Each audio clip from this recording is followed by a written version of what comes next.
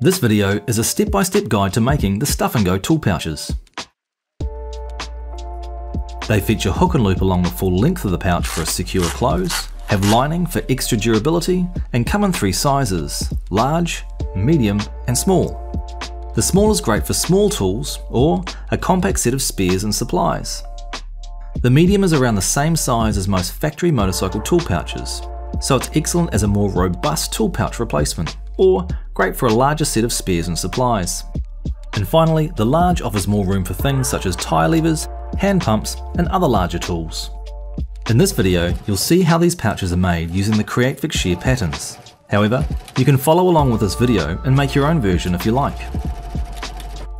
Start by laying the inner and outer patterns on the fabric of your choice, and mark around the edges with tailor's chalk. Cut the pieces out. Using the patterns again and tailor's chalk, mark the lines indicated by the pencil icons. Using hook and loop, in between the top 2 lines, place the hook on the outer part and the loop on the inner part. With a 4mm seam allowance, sew along both sides of the hook and loop to secure it in place, backstitching at both ends. Trim the excess hook and loop with scissors. Next, place the 2 parts wrong side together. Then, tack around the edges with a seam allowance of your choosing. This will hold the 2 parts securely in place for binding the edges in the next step.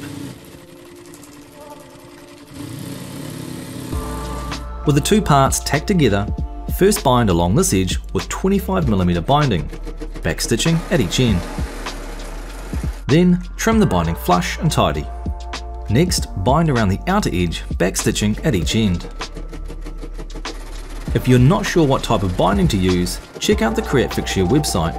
There's plenty of information on the best types of binding for these types of products and the best techniques for trimming binding. Trim the binding flush and tidy. For the final assembly, bring the square end of the pouch up to the chalk mark and clip it in place, ready to sew along this edge.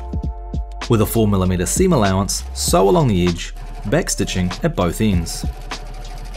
Do the same for the other side.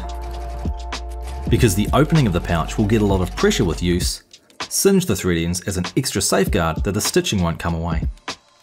Now change to a 10mm seam allowance and sew both sides like you did in the previous step. This will give the sides a double row of stitches, making the pouch indestructible. Singe these threads also. Wipe away the chalk marks with a damp cloth, and you're done. I hope you enjoyed this video.